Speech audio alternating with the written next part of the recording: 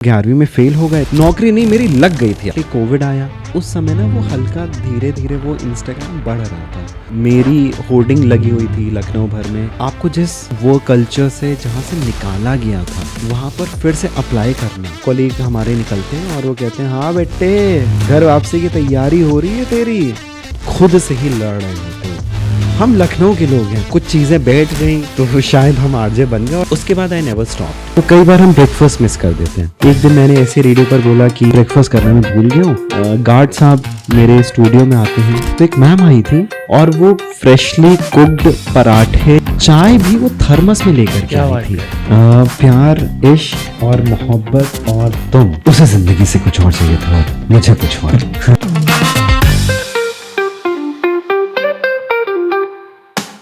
सबसे पहला question start करते हैं, आरजे कैसे बनते हैं?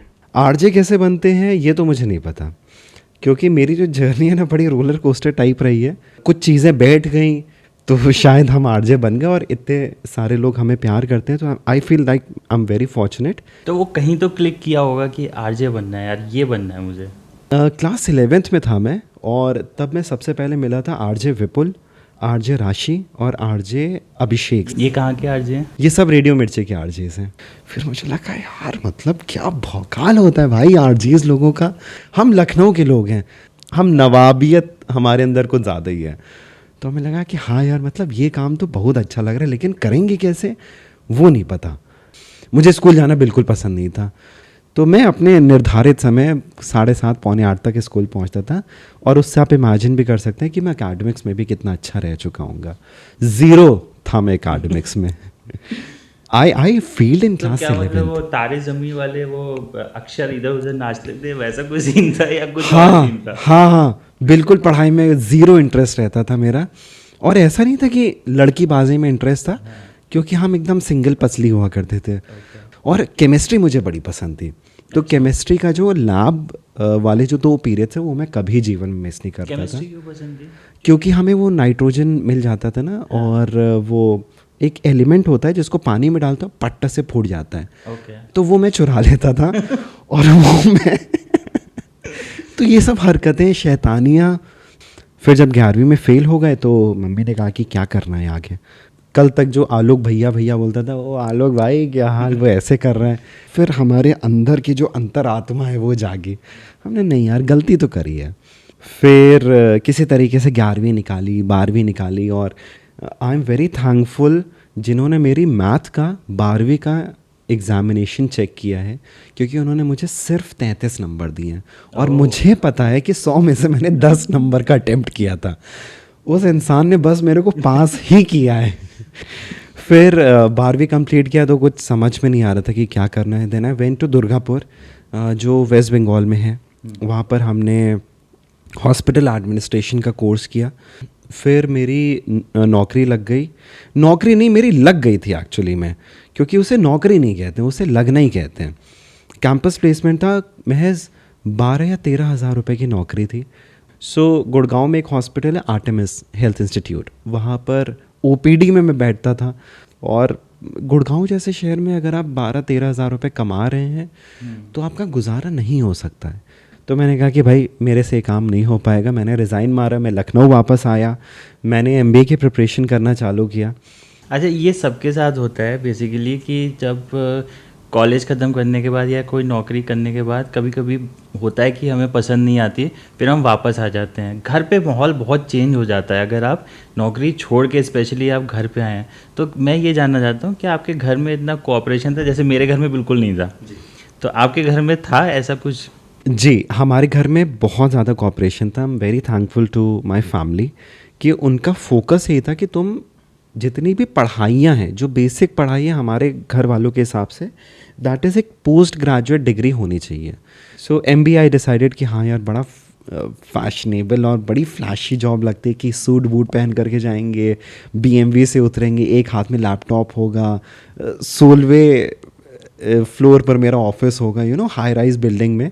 और जब आप ऐसे एनवायरनमेंट में आते हैं जहाँ पर आप कॉम्पिटिटिव एग्ज़ाम्स के बारे में प्रिपरेशन करते हैं ना, तो हमारे घर में पार्लियामेंट बैठती है।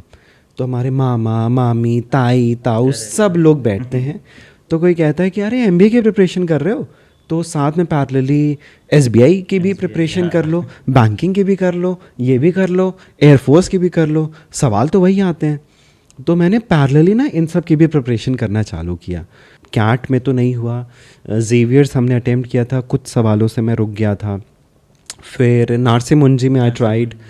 फिर हमने कहा कि चलो मैट के स्कोर्स अच्छे हैं, तो जिस कॉलेज से हमने अपना हॉस्पिटल एडमिनिस्ट्रेशन किया था उसी वो कॉलेज आता है मैट के अंदर। सो वहाँ से मैंने एमबीए करना चालू किया। 1 साल तो मैंने बहुत अच्छे से एमबीए और टाइमली कॉलेज जाना और प्रेजेंटेशंस बनाना, कल्चरल फेस्ट में भाग लेना और ये सारी चीज़ें की। 1 साल तो बहुत अच्छा लगा। जब 3rd सेमेस्टर चालू हुआ मेरा ध्यान समहाउ भटक गया। तो मेरे पास DSLR हमने घर वालों से ले करके ज़बरदस्ती हमने ख़रीदवा लिया।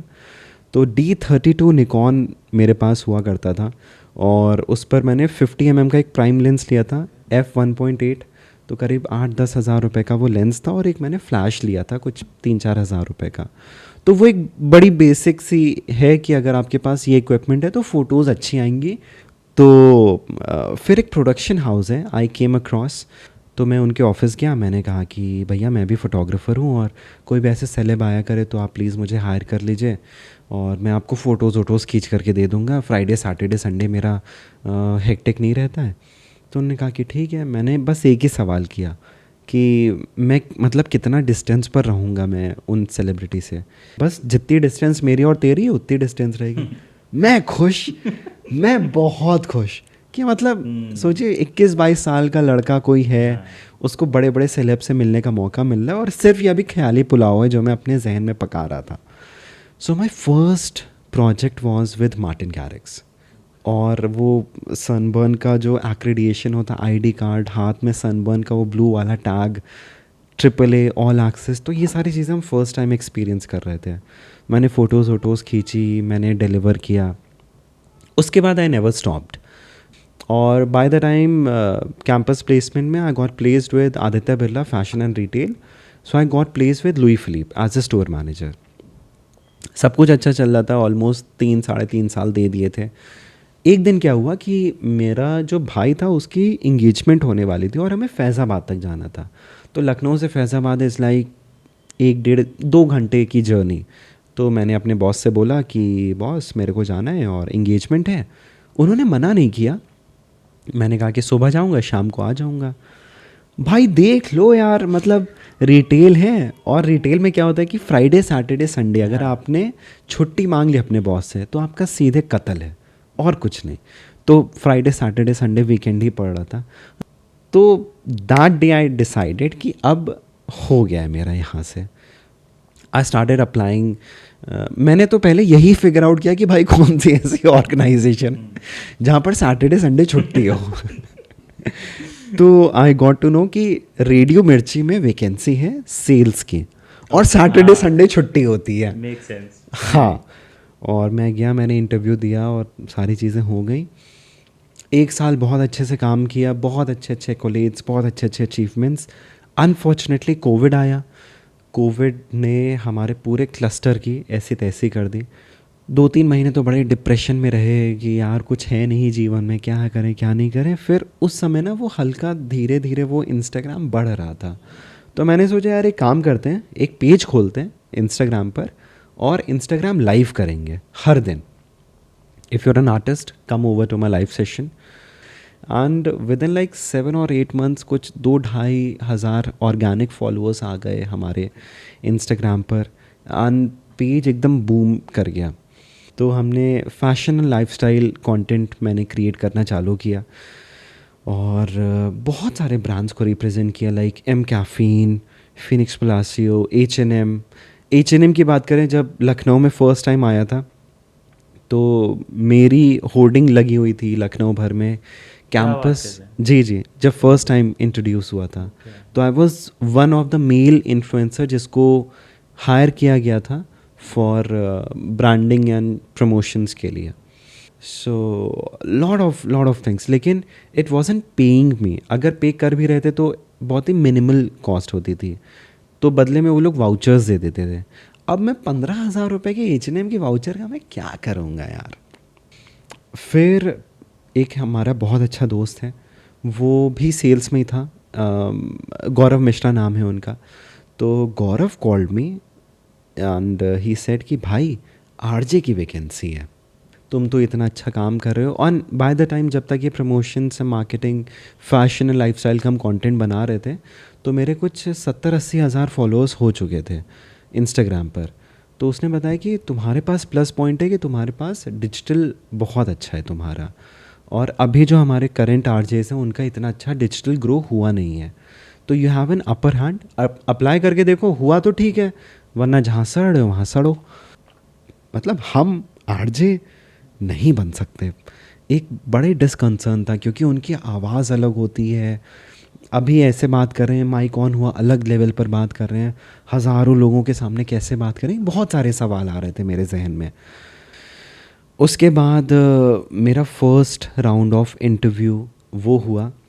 तो आपको जिस इंस्टीट्यूट से, एक वर्क कल्चर से जहाँ से निकाला गया था, वहाँ पर फिर से अप्लाई करना, तो ये बहुत बड़ी बात होती है क्योंकि आप खुद से ही लड़ रहे होते हो।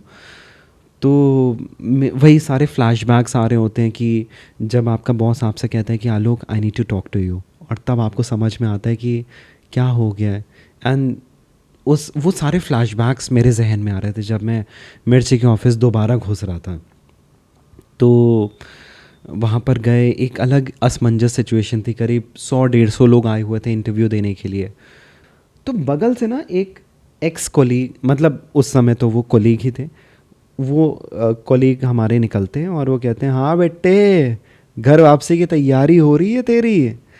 तो अब आप सोचिए मैं किस मेंटल स्टेट पर हूँ कि मैं बड़ी कोशिश कर रहा हूँ कि ये सारी चीज़ें मुझे अफेक्ट ना करें, और कोई आपको ज़बरदस्ती पिंच करके चला रहा है, और अभी थोड़ी देर में मेरा इंटरव्यू होने वाला है। मैंने कहा आलोक भाई इन सब लोगों का मुंह बंद हो जाएगा अगर आज तूने कंसंट्रेट कर लिया, और आज के बाद, एक हफ्ते के बाद, एक महीने के बाद अगर तेरे नाम के आगे आरजे आलोक, आरजे लग गया ना, तो इन सब लोगों का मुंह बंद हो जाएगा। मैं वॉशरूम गया, मुंह धुला, अपने माइंड को थोड़ा सा रिलैक्स किया, और फर्स्ट राउंड ऑफ इंटरव्यू मैंने क्लियर किया नहीं किया मुझे पता ही नहीं था, मतलब किसी को नहीं बताया गया था कि आपने क्लियर हुए कि नहीं क्लियर हुए।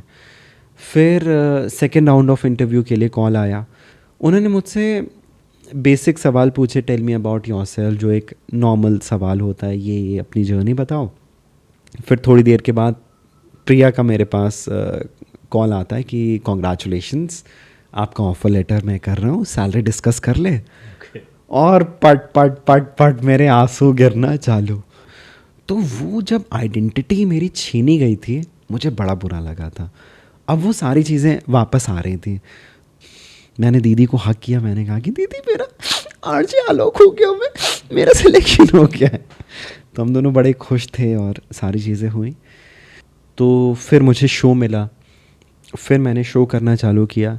तो अभी एज ऑफ नाउ मेरा जो शो है वो सुबह 7 से 11 लखनऊ, झांसी, कानपुर, अहमदाबाद एंड सूरत 5 शहर में आता है। और आज मैं जो कुछ भी आपके सामने हूँ। आरजे रौनक है, आरजे नवेद है, तो ये इतने बड़े नाम हो गए, जबकि आरजेस तो बहुत सारे हैं हर सिटीज़ में, क्यों नहीं अचीव कर पाए उतनी शोहरत जो इन लोगों ने अचीव कर जाकिर भाई फीवर एफएम में कॉपीराइटर की पोजीशन पर थे before becoming Zakir Khan. Prajakta Kohli mostly scene के नाम से उनका इंस्टाग्राम हैंडल है, बहुत सारी मूवीज़ में आ चुकी हैं वो भी किसी रेडियो में एज अ कॉपीराइटर काम करती थी। अभिनव भाई सुबह 7 से 11 का शो होस्ट करते थे रेडियो मिर्ची डेली में।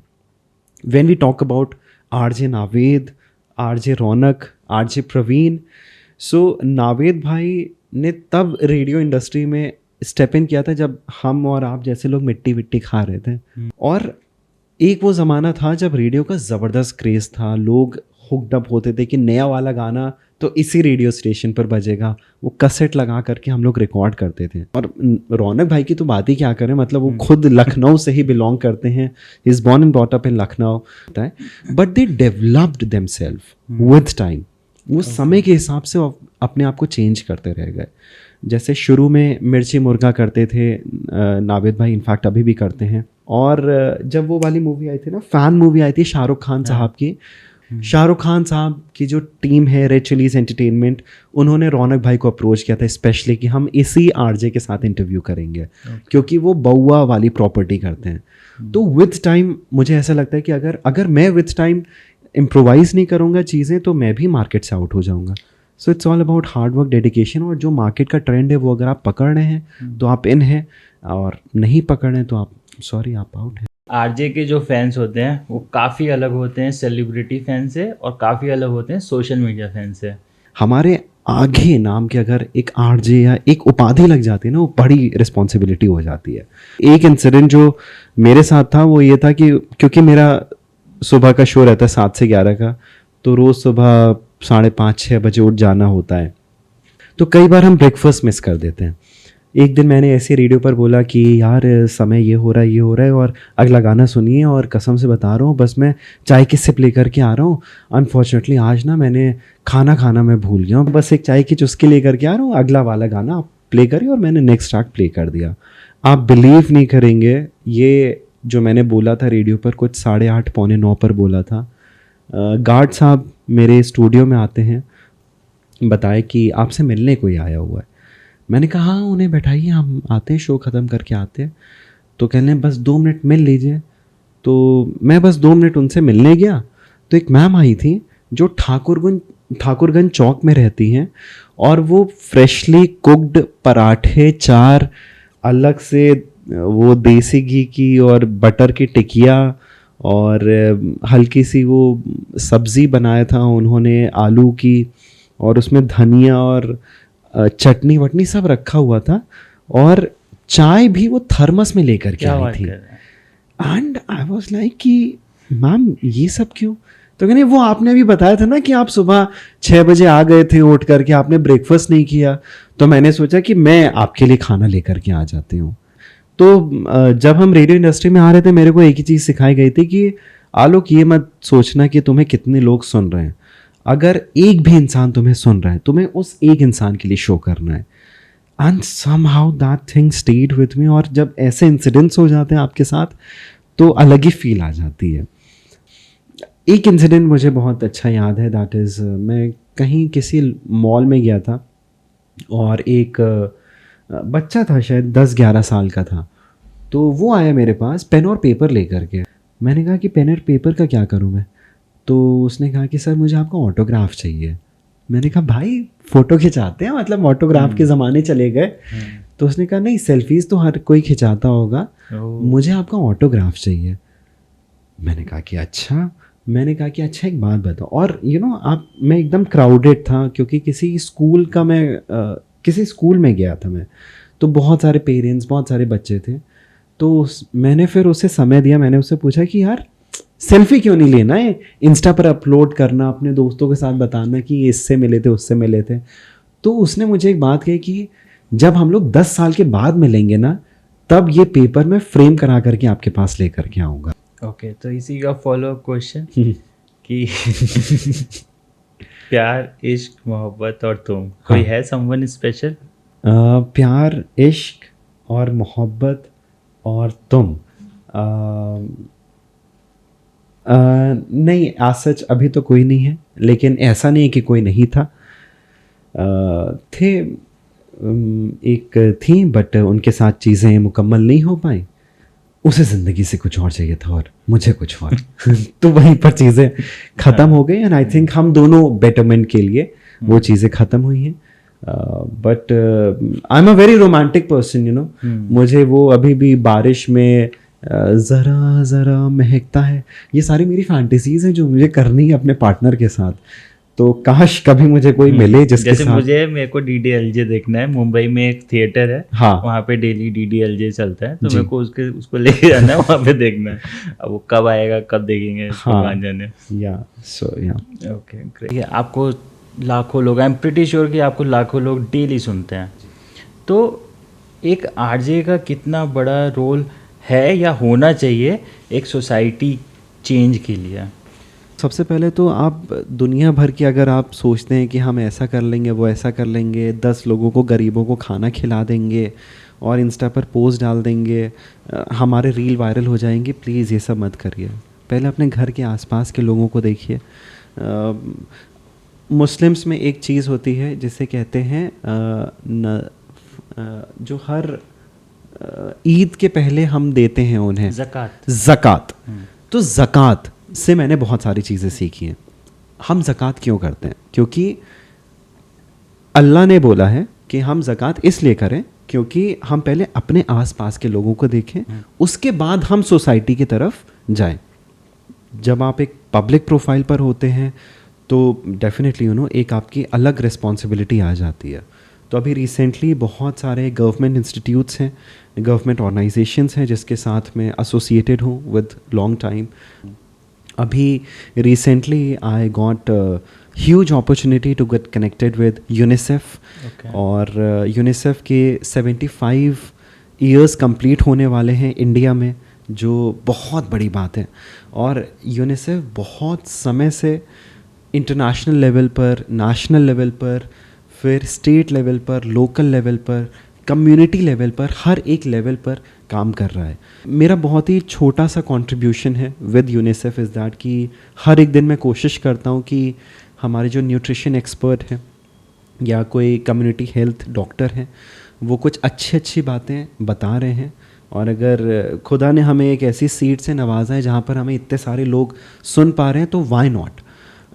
अगर एक ब्रेस्ट फीडिंग करना क्यों ज़रूरी है अगर हम लोगों को बता रहे हैं, डेफिनेटली अगर 100 लोग सुन रहे हैं तो उनमें से शायद 99 लोगों को लगेगा अरे रेडियो पर क्या बज रहा है।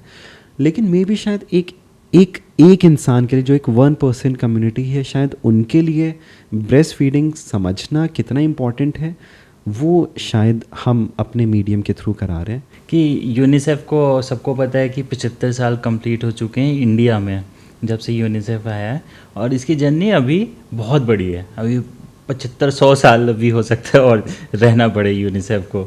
तो यूनिसेफ क्योंकि बच्चों के लिए काम करता है, बच्चों के अधिकारों के लिए काम करता है, तो क्या लगता है कि आपको कि जो कुछ बच्चे हैं उनके अधिकार तो प्रोटेक्टेड हैं, जो प्रिविलेज्ड हैं, या फिर जो middle class, upper middle class या उससे आसपास आते हैं, जो मार्जिनलाइज्ड हैं, अंडर मार्जिनलाइज्ड हैं, उनके अधिकार कहाँ पे हैम्पर कर जाते हैं? क्या उनको अवेयरनेस नहीं है अपने अधिकारों के लिए, जबकि सरकार अधिकार दे रही है? एक CRC है जो ग्लोबल लेवल पे अधिकार बच्चों को दिए गए हैं, तो वहाँ पे कैसे डिफरेंट है? 2 बच्चे, एक बच्चा वो है जो स्कूल जा रहा है सुबह उठ के 7 बजे जब आपका शो शुरू हो रहा है, एक बच्चा वो है जो ट्रैफिक लाइट पे तैयारी कर रहा है कि अब ट्रैफिक लाइट स्टार्ट होने वाला है क्योंकि ऑफिस के अब कलीग्स निकलने वाले हैं, भीड़ होने वाली है, तो अब मैं जाके वहाँ पे भीख मांगूंगा। तो कैसे अलग हैं अधिकार दोनों के? डेफिनेटली अवेयरनेस की बहुत ज़्यादा कमी है क्योंकि इतनी ज़्यादा पॉपुलेशन है। इंडिया की बात करें, मतलब उत्तर प्रदेश की बात करें, सबसे ज़्यादा पॉपुलेटेड 20 करोड़ से ज़्यादा स्टेट है हमारा। 1-2 कंट्रीज़ आ जाती हैं हमारे वर्ल्ड वाइड लेवल पर। I think it's all about mindset.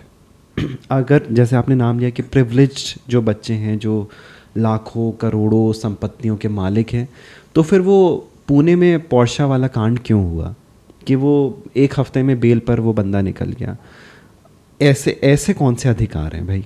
और फिर मैं उस बच्चे की भी बात करूँगा जिसका नाम चिंटू, गोलू, मिंटू है, जो एक चाय की टपरी पर काम कर रहा है और 18 साल से कम की उम्र में है, और वो रोज़ सुबह 4 बजे उठ जाता है, सिर्फ उसका काम बर्तन धोने का है। क्योंकि बहुत सारे ऐसे लोग भी हैं जो एक समय पर बड़े गरीब घर से बिलोंग करते थे। आप पेरिस के जो पैरालंपिक्स के जो एथलीट्स हैं उन्हें देख लीजिए, जो ओलंपिक्स में मेडल लेकर के आए हैं उन एथलीट्स को देख लीजिए। मेजॉरिटी ऑफ देम आपको सुनने में आएगा ये इस घर से बिलोंग करते थे, उस घर से बिलोंग करते थे। तो अगर आप नहीं कर पा रहे हैं चीज़ें, and that's how organisations like UNICEF exist. जी, मुझे लगता है कि लोगों को बहुत उम्मीद रहती है कि जैसे फॉर एग्जांपल अगर मैं ऑफिस जा रहा हूँ, लेट्स सपोज मैं कॉर्पोरेट जॉब में काम कर रहा हूँ, तो मैं कॉर्पोरेट जॉब में हूँ और मैं जा रहा हूँ और मुझे कोई बच्चा दिखा, तो मुझे लगता है ठीक है, अभी बहुत सारे फाउंडेशन है वो इसको शायद ले जाएंगे ऊपर, या यूनिसेफ आ जाएगा या WHO आ जाएगा, वो कर लेगा। बट हम ये भूल जाते हैं कि हमारी भी कहीं ना कहीं जिम्मेवारी है कि जहाँ पे हम उन बच्चों को उनके अधिकारों के बारे में जागरूक करें, ठीक है। और दूसरी मुझे एक चीज़ लगती है कि हम बच्चों को जब हम कुछ चीज़ देते हैं तो हम दया भावना से देते हैं, कि हमने उसको खाना खिला दिया तो हम बहुत अच्छे हो गए, हमने उसको किसी स्कूल में एडमिशन करा दिया तो हम दया भावना से करते हैं, जो मोस्टली NGOs करते हैं, या फिर हम पर्सनल लेवल पे भी, इंडिविजुअल लेवल पे भी करते हैं। हम ही में थोड़ी गलत फहमी है कि हमें इस चीज़ को इस तरीके से नहीं देखना चाहिए, क्योंकि सभी के अधिकार बराबर हैं। और मुझे लगता है ना कि इससे मुझे वो कॉन्सेप्ट याद है, वो भाईजान वाली मूवी आई थी ना कि 3 लोगों को आगे बताओगे थैंक यू करना है।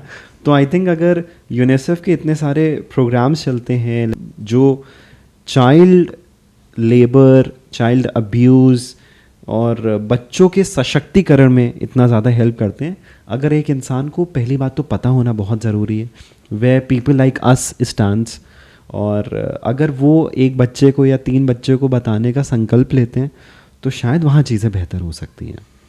इसी से एक फॉलोअप क्वेश्चन है बच्चों के बारे में, कि जैसे हम देखते हैं आजकल के जो सोशल मीडिया कंटेंट है उसमें बच्चों का कहीं ना कहीं मैनिपुलेशन, एक्सप्लॉयटेशन हो रहा है, और कहीं ना कहीं बच्चे भी उस तरीके का कंटेंट प्रोड्यूस कर रहे हैं। तो उसको कैसे रोका जा सकता है? फॉर एग्जांपल जैसे कमलेश है, ठीक है, आपने कमलेश का नाम लिया, तो वो उसने अपनी एक कहीं ना कहीं वो एक नॉर्मल चीज़ है उसके लिए, एक नॉर्मल लाइफ है, जो वो अपना एक्सपीरियंस वो बता रहा था उस वीडियो में, बट उसको एक मीम बना दिया गया, उसको अब यूज़ किया गया विदाउट कंसेंट, जहाँ पे एक ये भी बहुत बड़ी चीज़ है, लोगों को नहीं पता है कि सोशल मीडिया पे आप किसी की फ़ोटो, आप वीडियो नहीं डाल सकते जब तक उसका कंसेंट नहीं हो। तो एक एक्सप्लॉयटेशन भी तो चल रहा है। डेफिनेटली, यू नो, बच्चे आजकल कोई रेस्ट्रिक्शन नहीं है, they can choose to see whatever content they want to see, and be it sexual content, be it porn content, या पढ़ाई करनी है उन्हें, तो ये ना सिर्फ एक अवेयरनेस से ही हो सकता है। सो इंस्टेड ऑफ बच्चों को सिखाना, बुझाना, क्योंकि वो लोग एक लेवल तक ही समझ पाएंगे, उससे ज़्यादा मुझे लगता है कि समझाना चाहिए उनके पेरेंट्स को, उनके माँ बाप को समझाना, और पॉजिटिव पेरेंटिंग बहुत ज़रूरी है। तो आउट ऑफ 24 आवर्स आप 12-13 घंटे तो अपने बच्चे से अलग ही हैं, उसके बाद घर जा कर के भी आप ऑफिस का काम कर रहे हैं, तो काहे की पेरेंटिंग कहाँ आ रहा है? पेरेंटिंग का मतलब स्कूल के भरोसे आप नहीं रह सकते हैं। Definitely, you know, all these जितने भी अच्छे अच्छे स्कूल्स हैं, कॉलेजेस हैं, और जितने भी टीचर्स हैं, सबका यही फोकस रहता है कि हम अच्छी शिक्षा दें, लेकिन एक क्लास में जहाँ पर 60 बच्चे हैं वहाँ पर एक टीचर है, वो इंडिविजुअल ध्यान नहीं दे पाएगा। So I think instead of educating the kids out there, it's very important कि हम बच्चों के साथ साथ उनके पेरेंट्स को भी एडुकेट करें, तो शायद चीज़ें बहुत बदल सकती हैं। अच्छा, आखिरी नोट पे ख़त्म करते हैं इस पॉडकास्ट को। कोई एक स्पेसिफिक मैसेज जो आप यूथ को देना चाहते हैं, दैट इज़ वन। और सेकंड कि आप, क्योंकि आपका डेली का काम होता है, डेली आपको एक ही माइंडसेट में रहना है, फॉर द जो बाहर आपको सुन रहा है वो आपको एक ही तरीके से देख रहा है, तो वो कुछ कभी कभी आपका मूड भी ख़राब होता होगा, कभी लो फील कर रहे हैं, कभी बहुत हाई फील कर रहे हैं, बट उसको एक बैलेंस करना, वो आप कैसे करते हैं? तो वो क्वेश्चन है मेरा। ओके, सो यूथ के लिए ये मेरा मैसेज रहेगा कि प्लीज़ पेशेंट रहें, यू नो, पेशेंस होना बहुत ज़रूरी है, अपने हार्ड वर्क, डेडिकेशन, उस पर भरोसा रखें। मे भी शायद अभी आपको रिज़ल्ट्स नहीं मिल रहे हैं, लेकिन कुछ समय के बाद आपको रिज़ल्ट्स ज़रूर मिलेंगे, और ये बात मैं नहीं बता रहा हूँ, ये खुदा देखता है, और ऊपर वाला हमेशा आपके एफ़र्ट्स को रिकग्नाइज़ करता है। मे बी आपका मैनेजर आपके एफ़र्ट्स को रिकग्नाइज़ नहीं करता है, भले आपकी सैलरी थोड़ी सी पीनिट्स जैसी हो, लेकिन आगे जा कर के अगर आपका जो प्रैक्टिस है, जो हर एक डे पर आप हर डे पर जो आप प्रैक्टिस करते हैं, वो डेफिनेटली बेटर होता है। और इसी पर मुझे याद है, वो कराटे किड मूवी देखी है आपने? सो विल स्मिथ के जो बेटे हैं, उन्होंने वो कैरेक्टर प्ले किया है, मैं उनका नाम भूल गया हूँ। शुरू में जब वो कराटे सीखने जाते हैं, जब वो जापान या चाइना में जहाँ पर वो रीलोकेट होते हैं, शुरू में उन्हें हूहा करना कुछ नहीं आता है, लेकिन जब जैकी चैन उन्हें हर एक दिन वो उन्हें बताते हैं कि ये जो तुम्हारी जो जैकेट है वो ज़मीन पर रखी हुई है, तुम्हें उठाना है और लगाना है, वो 10 बार वो बंदा ऐसे करता है, एक पॉइंट ऑफ टाइम पर जा कर के वो फ्रस्ट्रेट हो जाता है कि यार ये क्या मुझे सिखाएगा, मैं ज़मीन पर गिरी हुई जैकेट 10 बार नहीं करूँगा। फिर वो उन्हें जब ऐसे करते हैं तो अपने आप उनका, क्योंकि वो प्रैक्टिस में आ गया है, वो उनका हाथ अब अचानक से वो ऐसे आ जाता है। आपको यही कहूँगा कि अगर आपको कुछ करना है, बनना है, कुछ भी करना है, so it's all everyday practice, you know, it's all about connecting the dots and making your own Fortune. और दूसरा सवाल आपका मैं भूल गया। दूसरा सवाल ये था कि आप बैलेंस करने के लिए सो हमें लगता है ना कि हम जितने भी जॉक्स हैं, हम जितने भी एंटरटेनर्स हैं, चाहे वो एंकर्स हों, आरजेज हों, हम सब एक्टर हैं, हम सब परफॉर्म कर रहे हैं। और कुछ लोगों के लिए परफॉर्म करने के लिए मंच होता है, स्टेज होता है बहुत, या कोई मूवी स्क्रीन होती है। हमारे लिए परफॉर्म करने के लिए हमारा वो बड़ा वाला कंसोल होता है जिसमें हम फेडर्स होते हैं, माइक ऑन ऑफ करते हैं, हॉट की क्या बजाना है, ये क्या करना है, वॉल्यूम अप डाउन करना होता है। कई बार ऐसा होता है कि यार आज ना मतलब रेडियो पर बोलने का मन नहीं कर रहा है यार। कई बार बहुत सारे मिसहैप्स हो जाते हैं बहुत सारे लोगों के साथ। मैं नहीं चाहूँगा कि ऐसा कभी कोई मिसहैप हो जाए, बट हमारे जीवन में भी हम सब जितने भी एंटरटेनर्स हैं, एक ना एक पॉइंट आता है जहाँ पर हम अपने एकदम लोस पर होते हैं, चाहे ऐसी कोई अनफॉर्चुनेट मिसहैप हो जाए, तबीयत ख़राब है, एट्सेट्रा एट्सेट्रा, ब्रेकअप हो गया है, सैलरी एक्सपेक्टेशन बहुत ज़्यादा थी, अप्रेजल में 0 नंबर मिल गए हैं, दिमाग कहीं और चल रहा है, कुछ समझ में नहीं आ रहा है। एंड देन आई रियलाइज्ड कि इस पोजीशन पर बैठने के लिए कितने लोगों को पीछे छोड़ करके, काट करके मैं आज इस पोजीशन पर बैठा हूँ। तो मेरी जिम्मेदारी है उन सब लोगों को एंटरटेन करने की। तो फिर हम वो अपना वो एंटरटेनमेंट वाला वो मास्क वाला वो मास्क पहन लेते हैं और फिर हाय मिर्ची पर ऑल हो आपके साथ, सुबह आप लोग ये कर रहे हैं, वो कर रहे हैं, मैं आज ये किया, वो किया, उसके बाद ऐसे किया। तो हमारी फिर वो चालू हो जाता है और जैसे हमारा माइक ऑफ हो जाता है फिर से वही डिप्रेस वाला सीन चालू हो जाता है। तो जब आप परफॉर्म कर रहे हैं because you are getting paid for this, और लोगों को ये लगता है ना कि यार आज काम करने का मन नहीं है, ये नहीं है, वो नहीं है, तो फिर ऐसे लोग एग्जिस्ट भी नहीं कर पाते अगर उनके वर्क एथिक्स स्ट्रॉन्ग नहीं है। बहुत बहुत शुक्रिया, मोस्ट वेलकम। आप फॉर्चुनेट से मैं आपको बता दूं कि मैं बहुत फॉर्चुनेट फील कर रहा हूं कि मैं आरजे आलोक जी के साथ बैठा हूं। ये मेरा पहला एपिसोड है। मैंने जब आलोक जी को फ़ोन किया था, मैंने कहा भाई पहला एपिसोड है, अभी चैनल बनाया नहीं है, 0 सब्सक्राइबर हैं, will you be able to come? तो उन्होंने बोला कि लोकेशन भेज दो और shall we do this on this coming Saturday. This is called opportunity. मतलब हम एक पोजीशन पे पहुंच गए, वहाँ पे आके आप दूसरे को सपोर्ट करते हो, दैट इज़ कॉल्ड अपॉर्चुनिटी। वही अपॉर्चुनिटी हमें अपने सोसाइटी में जो हमसे नीचे हैं उनको भी हमें अपनी जिम्मेदारी है, ये हमारी कर्तव्य है कि हमने जो सोसाइटी से लिया है वो हमें देना पड़ेगा। तो हमें भी अपने से नीचे वालों को या ऊपर वालों को जो भी जहाँ पे भी जब भी मौका मिले तो अपॉर्चुनिटी देनी चाहिए। तो thank you very much RJ Alok, आपको आई एम प्रिटी श्योर कि ये एपिसोड लोगों को बहुत बहुत ज़्यादा पसंद आएगा और बहुत इन्फॉर्मेटिव है। What we are giving for the society, that's very important.